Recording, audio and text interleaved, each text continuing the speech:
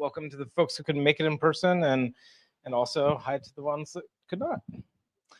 All right, so I'm going to start and kick things off and give an update on what we've been up to, but channel it into what are we here to do, why, and what does it look like in the path ahead. So I hope this is interesting and informative.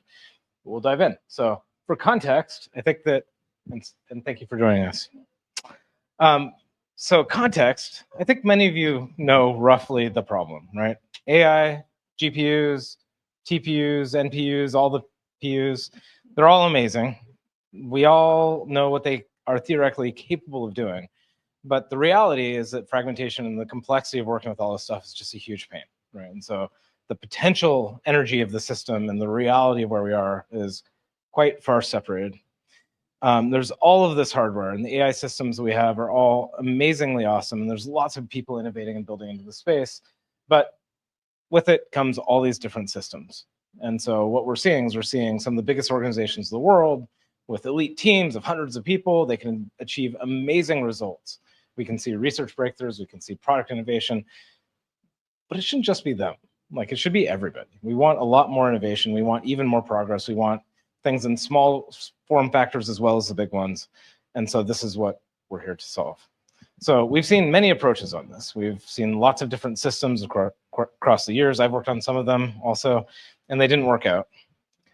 And so you might be wondering, are we just doomed as an industry? Should we give up and go home and stop trying? Of course, that's not what we're about. That's why you're here, right? Of course, we're not going to give up. We're going to actually do something about this. So today we'll talk about Mojo. We'll talk about what it's about, kind of why we're doing this, what problems we have to solve, how we're thinking about it, and then we're also going to talk about the steps from here to, ultimate world domination or whatever the future holds. So first of all, don't think of Mojo as a language. So Mojo is a programming language, yes. I mean, that is literally true. But the way I think about it is it's a foundation. It's a foundation that we can build on top of. It's a foundation for a lot of amazing things, some of which Modular will help build, but it's a foundation for a lot of things that have yet to come. I was talking to somebody about building amazing new UI frameworks and amazing new other capabilities, because we're standing on the precipice of a new form of compute.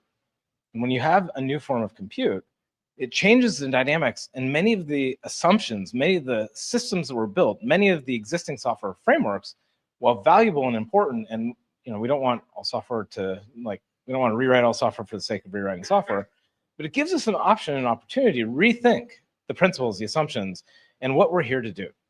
And so Mojo, again, it will take steps, and we'll talk about the steps over time, but it really does represent to me an opportunity to think about this, because I know developers, I know platforms, I know the capabilities, and when you have such a big hardware shift, I think that it's just such an amazing time for us to build into this. So as Chris said earlier, we shipped a new document. And so if you haven't taken a look at it, you can see it on docs.modular.com, Mojo Vision. And so what it does is it lays out, how did we approach this? Why did we decide to do this? And so this talk is kind of going into unpacking that a little bit. I'll do a terrible job of summarizing it, but different multimedia form factors, you can make fun of me later. You can read way more details on the doc that's public. And so let's start with the modular mission. So why is Modular here? It comes down to this phrase, democratizing AI compute. And this phrase is very important to me. And I've been writing in my spare time an epic blog post series. I'm sorry, I'm behind. I need to get back up on that. But let's dig into what these two terms mean. So the word democratize, it's a social statement. This is a statement about humans. This is about enabling more people to participate. This is about unlocking creativity. This is about coming back to the human potential, the ideas. Like, I talk to students in high school. There's so much latent potential out there. So many people that want to do incredible things, have amazing ideas, but then you run into this problem of complexity and this problem of all these systems and just the legacy architectures we've been building up. And of course, AI, well, I say AI because that's what the entire world wants to talk about, but it's really about compute. It's about accelerators. It's about all the different kinds of systems. It's about what these things enable. It's about the different form factors. It's about the different applications. It's about accelerators, yes, for matrix multiplication, but also someday for video transcoding and networking and all of the different things that the world needs to program.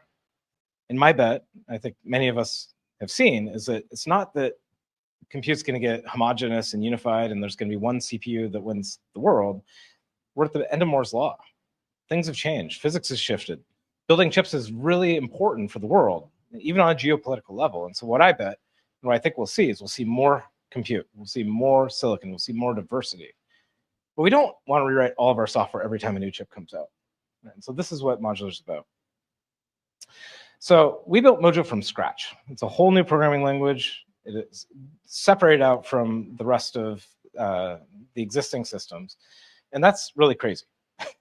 It takes years to build something like Mojo. It takes years to build an entirely new ecosystem and language from scratch. And so I get asked all the time, why did you do this? And honestly, this is not a thing that we wanted to do. This is a thing that was necessary to fulfill the mission. We looked at different things. And so if you go out there and you look at this, well, if you're programming a GPU, you're almost certainly doing it in C++. CUDA, ROCm, Sickle, like almost everything in compute is written and built with C++. And I love C++. I've written lots of it. I also really hate C++. It's okay, but it's also 40, 50 years old. It's a terrible user experience. It's archaic. It's holding the world back. Also, I'm not going to go into it. The compiler situation is a mess, partially my fault. But but this is the de facto default option, right? But the world's shifting. Python's a thing. The entire world of AI is not in C++. A lot of people are pushing into Python DSLs, and so the other option would be to say, okay, well, let's just take something with Python-y, hack it up really quickly, get a prototype. But the problem with this is you don't get something that's actually good. And I was talking to some other folks here earlier today, when you're kind of deciding to take on an epic world-scale systems problem, there's a sense of responsibility that at least I feel to make sure that given that opportunity to do something about this, we actually do it well. I guess it can take years of time to do this. It's a really hard problem. Success and winning can be world-changing for so many people, so many different systems, enable entirely new chips to be successful. But if you're going to do that, let's do it right. And so what we did is we decided to do the hard path to get to a better result and really invest and do this the hard way because we felt that was really important. So how did we approach it? Given that we're crazy enough to do this, now you have to decide what you're doing. So I think many of you know Mojo is a member of the Python family. Well, that's, I think, easy to explain today. AI is Python, but Python's also the most popular programming language that exists by many metrics. Lots of people know Python, so let's meet people where they are. And Python has many challenges, but the syntax is fine. So, but Python's not good enough in other ways. Like you can't program like hardcore performance GPU internals with this. And so let's build something that can scale. Let's target these crazy accelerators that are so important to us. Let's build large scale libraries.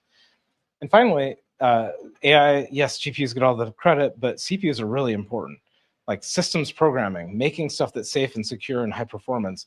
This isn't just about AI and GPUs. This is something the entire world is starting to realize is important now that power and everything else becomes even more important. And so we want low-level performance and control. And so these are things that we're bringing together, and there is no system that does this. And so what are we betting on? Okay, so now you're going to do it. You know you're going to do and try to achieve these things. We need to make some bets. And so one of the bets that's very controversial among my compiler friends is we said, compilers are actually really awesome, but we want to shift a lot of the logic, a lot of the algorithms, a lot of the complexity of AI out of the compiler. Let's put it into Mojo code, because I love compiler engineers. I have dabbled in this field. But there's so many more people that can write normal code and can look at syntax and can reason about it and invent new algorithms and understand hardware than there are people that know compilers. And so to do this, we made a major bet. Let's push that complexity from the compiler into code, and then let's make it as generic as a compiler can do by bringing the power of generalization into Mojo code. And so if you've played with Mojo, you see it has a very powerful metaprogramming system. You can do things that typically you'd have to write compilers to be able to transform and do loops. Vectorization is a library feature. Well, this is a very big difference about Mojo and other systems. And while there's definitely analogies, this is something that's very important that we're betting on. And they are. So compilers are important, right? It turns out that many of the systems I've worked on, Swift and Clang and many other things like that, but also Rust and Julia and many of these other systems were built on much older compiler architectures. And so given that there's this new technology, these new devices, let's lean into building and investing in the best in-class architecture of the time. And then it's not just about kernels. And when you start digging into these systems, when I look at AI frameworks and PyTorch and TensorFlow and Dynamo and XLA and like all this technology that's been built up, there's many of these cool systems that have been built with a lot of really great capabilities, but they're built against the kernel design. They're built against the source code. Again, they hard code things into the compiler. Many of these algorithms actually have nothing to do with tensors, but AI has been fueling and funding innovation in AI compilers and in the space. And so if we can take this, if we can integrate this, if we can generalize this, if we can make it so you can get automatic kernel fusion, you can get memory planning, you can do this against arbitrary data types, well, suddenly, I believe, you fast forward, there are many different kinds of parallelizable data structures, and we can bring and generalize this technology into a new place. But you can only do that if you have the extensibility of source code. And so that's a feature that's kind of dark hidden that we're using, but it's one of the major underlying bets of Mojo that will play out across the years. So now you're also building a new language, and I've done this before. And one of the things I've noticed is that it all starts great and fine when you're early on, but then you keep adding stuff and adding stuff and adding stuff and adding stuff, and suddenly many of the systems programming languages that exist today end up spiraling this gigantic pit of complexity. I'm looking at you, C++. And so I don't know if we will be able to avoid this. I hope so. This is actually really difficult for lots of good reasons. There's a whole tragedy of the commons thing that goes on with programming languages, where every individual feature can be justified. It solves one person's problem or one cohort's problem, but then everybody suffers from the aggregate complexity of the systems. And so what we're trying to do, and so again, ask us in a few years if this has worked out, but what we're trying to do is control complexity. And that's something that we as a team talk about quite a lot, of how do we keep things simple, orthogonal, composable? How do we make it so we can implement things in the library instead of the compiler? How do we rein in and control this? And there are things that we're doing, and we can read about it in the doc, but this, I think, is actually one of the things that Python did really well, maybe not perfectly, but did really well that caused it to be as accessible and as scalable as it's been. So that's just a brief tour of the vision of what we're trying to do. If you have a vision, you have a North Star, you know what you want to achieve and go after and make that happen, you then have to game plan. How are we going to break this down? This is a many-year journey. Mojo's now 3.5 years and 2.5 years into its development, and we have many more years to go. And so what we did as a dual to the vision doc is we published a roadmap. And so the roadmap kind of breaks the evolution of language down into a few different phases. Step number 0, because we're nerds, bring the dang thing up. And so turns out there's a lot of really basic low-level work you have to do to get anything to work, and particularly something as bold as what Mojo is trying to do. When you're trying to push a lot of complexity out of the compiler into the library, there's a lot of these fundamentals that have to be right for you to be able to build things. And so in our case, it was get the CPU GPU divide, get the runtime integration, figure out how structs and composition work, even figure out how generics work, traits, these basic language constructs need to be in place so you can then build libraries, and so you can then build generic algorithms. When we did this, of course, we're running fast, we're trying to build lots of things. You use the language you have, not the language you want. And so we built a lot of stuff and became a fragmented nightmare. And so as kind of the consolidation phase of this phase 0, we then got traits into language. We got these capabilities in there. And so we clawed back a lot of libraries and reconsolidated. At one point, I think we had 4 or 5 different pointers. So now we have one, or well, an unsafe one and a safe one. So today we're focused on phase 1, what we call phase 1. And let's build Mojo as a very high performance GPU, CPU programming system. And so when you break this down, again, we're squarely into this, there's 4 phases. One is make this metaprogramming great. So high performance generic algorithms, the metaprogramming features, but also polish the core language. We want collections and algorithms and for loops and closures and all this kind of stuff to be great. And so this is, it's a lot of very low level work, but each of these features then unlocks new capabilities. We'll talk about one of those later. Again, Python is really important. The ecosystem out there is vast. And one of the things that's very important to us is we're investing in making it so you can take an existing Python package and just extend it in Mojo. Right? A lot of us have worked on large-scale Python systems, and it's all fun and games until suddenly you care about performance and you find yourself writing C++ or Rust or C or something like that because you care about performance. And now you're in this dual world of curly braces and tabs. Like, it breaks your brain to do this, and you have all these bindings. Turns out Mojo has a really great way of doing this, and so making Mojo be the best way to extend Python is a really great way to, again, meet people where they are in Python and lift them without having to switch over to a completely different system. And so we have the basics and beginnings of this, and we're continuing to invest quite a lot in this. Finally, we think that phase 1 will probably be a 1.0. And with the 1.0 comes some expectations of stability. And so we're in planning phases for this right now. I don't have an exact date, but giving stability to the ecosystem is a really, really big deal and something that we're very excited about. And so as we're thinking about this, as we're leaning into this, this is what gives us the platform capabilities, and you can read about the specific features in the doc, that allow us to get to that kind of 1.0 moment. Now, when you do that, you take the next step. That's when we can open source the thing. And that's something that I think we're all very excited about. And yes, it will probably be a logistical nightmare for the team, and they'll have to deal with tons of bug reports and other stuff and whatever, but this will be a very big deal for us, for the team. And I'm happy to say we're on track. And so we've committed to doing this by the end of 2026. I think we can do it quite a bit earlier than that, so maybe earlier in 2026. And the team's working really hard on this. I know that many people in the community are working on improving standard library and kernels and learning and battle hardening, all this kind of stuff. And so I'm very excited about this phase. So you get past phase 1, what's next? Well, this gives you the ability to build high performance code. So you got the foundations. You can write GPU kernels, you can write high performance, you can extend Python packages and do all this kind of stuff. But there's a lot of actually really cool things that go beyond this. And that's when you get into the more application level. So I would like to stop writing C++ someday. That is a life goal of mine. And so to do that, you need to build up a little bit higher in the application level. You need to add some more features. There's many systems out there, including Swift and Rust and these kinds of languages. And so when you get into phase 2, this is where you start to say, let's add like really efficient async. Mojo has some of the basics of this now, but we can build this out better. Let's build out dynamic traits, pattern matching, which theoretically could come into phase 1, but we'll see. These other features can make Mojo feel like a really great language in the space where suddenly all of systems programming that people are doing becomes available. We also have a really amazing start and a memory safety model.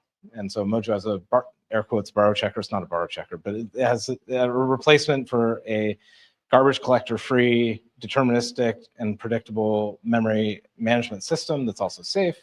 We need to finish this out, bake this out, maybe add public and private so we have some access control and other kind of basic things. And you get into something that's now suddenly memory safe and a very nice way to build large scale systems. But there's also a lot of other things we can do. And there's a lot of latent potential in Mojo. And so we've been very deliberate about being focused, and there's a lot of really cool things. For example, having a macro system so you can actually just add a parallel for loop and have it feel like a for loop. That's actually a big deal. Somebody was bugging me about FPGAs, right? And if you want to target really weird accelerators that are inherently parallel at all levels, you don't really want imperative control flow. You want to be able to extend the language, and you want to be able to create new expressive capability that actually maps onto your system. And I don't want to do that by hacking the compiler for every new chip that comes out. I want that to be in the library. And so we can invest in features like this. Another is, we talk about this MLIR thing and the compiler architecture and these other aspects that we have built into the stack. Again, I'm trying to keep the team focused. Can't do this today, but making it so you can say, hey, if you have string add and a string add, why don't you do string concat? Why don't we have it so that people writing libraries can write people optimizations and can write other kinds of transformations that apply to their data types, rather than everything being hard-coded into the compiler, and make this an open and extensible way of expressing algorithms that then everybody can participate in. And so we have some of the bones for this, we have some of the ideas, but as we get into this, now suddenly you can unlock that next level of performance, that next level of capability that, again, library developers can build into their libraries, but then users of those APIs don't have to know about, they just get good performance. So this phase 2 is something that we're not scoping right now. Let's get phase 1 done as soon as possible, ideally early next year. But I think this is going to be another huge epoch, expand the set of capabilities and the use cases, and we can grow into this. When you look beyond that, you suddenly get into, okay, well, actually Python is pretty great, right? I mean, it does own the world, and a lot of the things people are doing are very dynamic. And while you're not going to run super dynamic, crazy stuff on a GPU, maybe it actually allows you to build really beautiful APIs and expressive systems.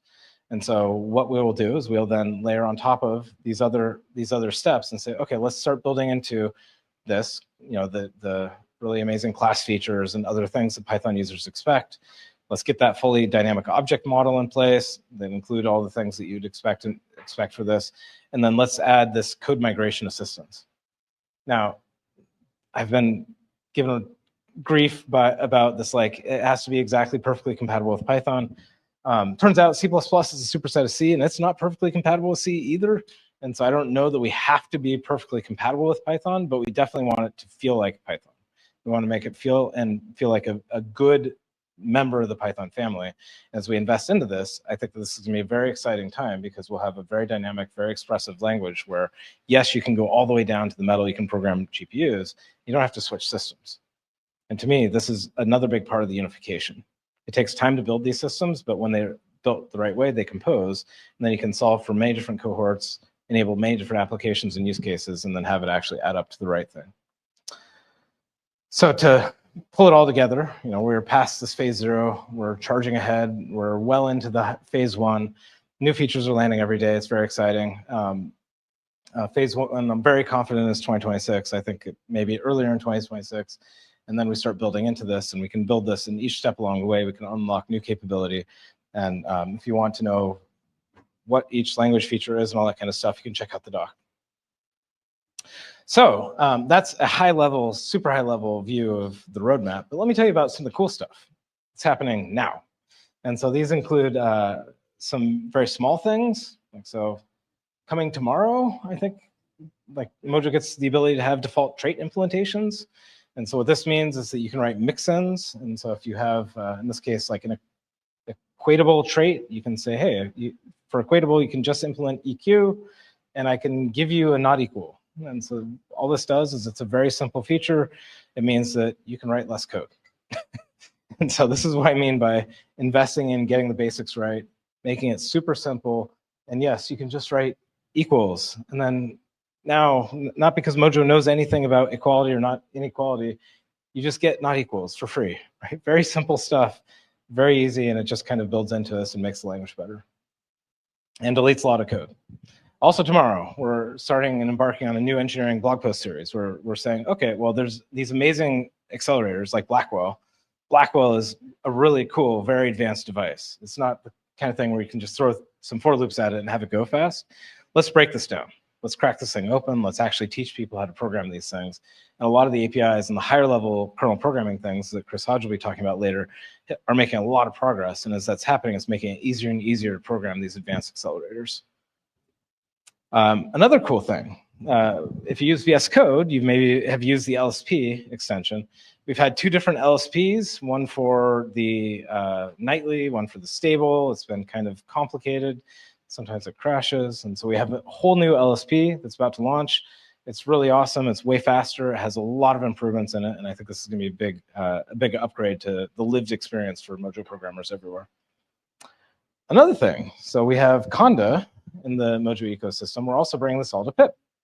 And so this is a really big deal. And the way we factored the packages is that we're factoring it so you can install just the Mojo compiler. You can install the Mojo developer toolchain. You can install Mojo and Max together. You have a lot of optionality in terms of how you build these packages. And this is a big deal because if you're building a Python package, for example, and you want to extend it with Mojo, we don't want to depend on the entire development ecosystem. You want to say, hey, just build this package, bring in just the Mojo compiler by itself, and now we can make this very low dependency, very simple and easy to install experience. And so I'm really excited about this. Another little thing that's coming, it's actually already in the build, but we just haven't told anybody about it, but there's this vendor, this fruit company up the street that makes some really cool devices. And so we're just now getting support for Apple GPUs. this is pretty cool. So this is, I don't want to oversell this. This is the beginning. This is not the end. We're just getting the support in the system. It's limping, and you can do basic math. But I'm really, really, really excited about this because this is now, it's open source, and you'll see it. This is something that we can now build into together. And there's a lot of work to be done here. But turns out the Apple GPUs are extremely powerful. They're extremely pervasive, and I'm really excited about being able to program GPUs on my desktop now, instead of having to SSH into a Linux box on the other side of things. And so I think this is very exciting. This is also, again, the opening this up to new hardware. It's a capability that's very, very, very exciting. If you want to super nerd out, support for Apple GPUs was added by an intern at Modular this summer. Amir is amazing. He gave a nice tech talk, and check out the community, the Modular community YouTube stream, and you can see him talking about what it takes to add a new device and what that looks like. And so we'll be shipping this. I think it's in the nightlies now, but it'll probably be explained soon. So anyway, so I'm gonna wrap up my talk. You know what we're here to do. We're here to crack open this world. We want to actually get a lot more people involved. We're open sourcing the stack progressively. Today, you can contribute to the standard library. There's a lot of cool stuff going on there, particularly with a new language feature comes in, and suddenly a lot of things can be upgraded and changed. We have the GPU kernel library, and so if you want to work on amazing kernels for Apple GPUs, please help. We have new models and pipelines and hundreds of models available. We have Max Framework, and I'm sure that everybody will keep reminding us that this thing's not open source, but we will actually get there actually quite soon. So if you do actually get a swag, you can look like this fine gentleman and get a t-shirt. And so please do join the community, and I would love to work with you on GitHub. So with that, I will also give a shout out. Modular is growing. We have a whole ton of job postings online. Please check out our career page. And if you think you'd be a fit for the team, then please do apply. With that, I'll hand it back to Chris. Oh, thank you so much. Yeah, Chris, do we have time for questions, or do we want to? Yeah, does we have maybe a few minutes for questions? If there's anything you'd like to ask, and I'll grab a microphone and bring it around if you have a question. Sure. I guess you've convinced me.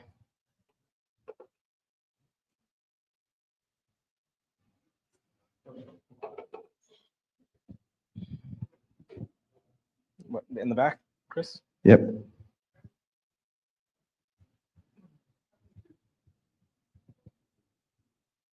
Sorry, I'm just too excited. You said in the nightly builds, there's the Apple support for the GPU. Can I get that? You two are allowed to download the nightly builds. And so I believe it's hidden behind an environment variable or something right now. But I nominate Brad, who's here, to answer this question. Brad, what is the plan? Thank you, sir. Yes. So yes, yeah, it's very basic. I will say I'd be very cautious. We're very excited. It is very basic right now. We are rolling out features as we speak. We are leaning into the nightlies, putting it what everything that's out there. I can post the environment flag in the forum. Like we have a little bit of a thread on it. People are asking about it already. So I can post. It's gated behind an environment flag. I think it will wait until the next nightly. So the next one you'll get default trait implementations and the basics of this. It should allow you to run our vector addition, like function example. So you can add two vectors together, which is very exciting. It's like great capabilities. It's got to start somewhere. So you'll see the basics there, but we've got to build out a few more parts before we're going to gradually get all of our GPU examples one by one working. And then what we'll do is we'll engage the community and have a longer post about here are all the things we'd love your help to, intrinsics to build out, kernels to optimize, things that are being worked on in parallel, because we're trying to get as much as possible to be able to be built in the libraries. So you said tomorrow? yes, tomorrow. Okay, so there you go. It's gonna make you wait 8 hours or something. Yeah. See how he is. Any other questions? Hi, I know MLX on Apple GPUs has some Mojo within it. Is Max, when it's running on Apple GPU, expected to be more performant than MLX in the inference area? Yeah, that's a great question. I have no idea. I haven't used MLX in quite some time. It depends on how much we as a community invest in it. And so there are architectural features we have that MLX doesn't. So we have, for example, kernel fusion. My understanding is that MLX builds on top of metal performance shaders and some of these other hard-coded kernel libraries. And so I think we need, again, as Brad said, this is all very early. Let's build into this a step at a time. But as far as I know, we can do everything they can do, but better. And so, and open source, which is also a big difference. And so, but I've forgotten everything I know about Apple GPU programming. And so I think we need to we all need to figure this out. And let's start with vector add, but then let's build a really fast matmul, and then everything else lights up. So one of the other things I'd say about MLX, it's a great system, of course. As far as I know, they have really basic CUDA support, not anything real, and AMD probably not. And so that, it's a great system, but it's not designed to be portable and scalable. So, yep. Yep. Thanks, Chris. As Mojo becomes more complete Python replacement, what do you envision in the future? Are they going to coexist side by side? What's going to happen? Well, so I don't think Python has anything to worry about. Like, I don't think Python's going anywhere. How should I say this? I'm an ambitious person. I want to build things that people use, right? I want millions of people to use Mojo, and I would love to see it be the default that takes over some chunk of compute, obviously, right? But that doesn't mean that Python has to lose.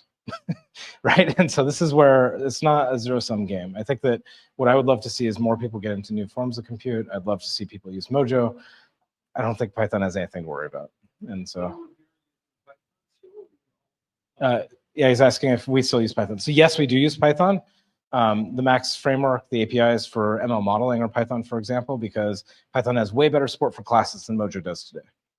So now as Mojo grows up, maybe that will be reevaluated. I'd love for that to happen, but the whole stack is evolving and changing, and we're using the right tool for the job.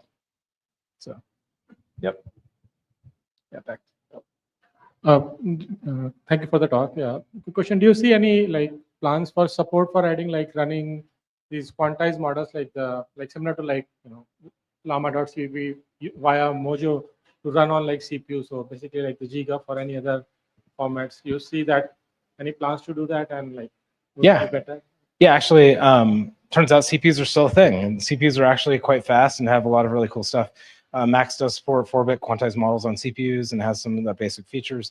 I think we need to do more and invest in it, but it does have the basic support for that. And I mean, please check it out. Yeah, all that stuff's open source. And Hey, thanks, Chris. So quick question. I hear a lot of GPUs and CPUs. What about stuff like the tensor accelerators? I've been seeing they've been posting some MLI integrations as well.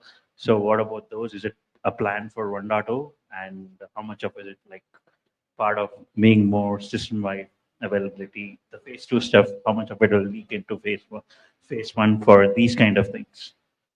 I couldn't quite hear the question, but So I think the question was, is how much support do we have for more advanced tensor accelerators on the GPUs? Got it. Is that correct? Okay, yeah. So you can't get performance out of a GPU without using all of the features. And so the Blackwell blogs that are coming out soon, for example, go into how to use the asynchronous memory copies and the TMAs and all of the features that you need to be able to get maximal flops out of it. And so Mojo fully supports that. That's a really important aspect about what we're doing that's very different. And there's a lot of systems out there that have tried to make GPU programming easy or take an existing programming language and bring it onto a GPU, but they lose the power, right? And so we're not interested in giving you something that is, it looks nice, but you only get half the flops. Like, we're about unlocking the full power of the hardware. And particularly, you see everybody's spending way too much money on AI and GPUs and things like this. We want to actually push the world forward, not just try to make it easy.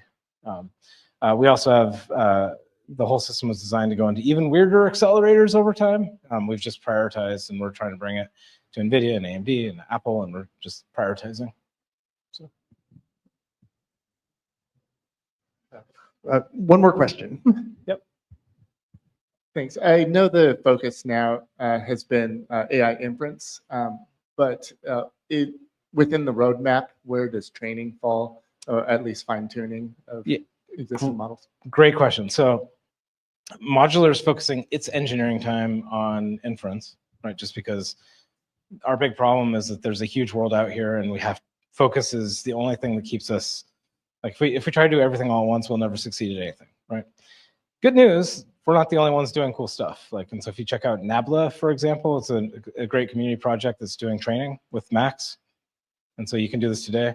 A lot of the foundational technologies we're building, matrix multiplications and AI kernels and fusion and this kind of stuff, is all completely generic.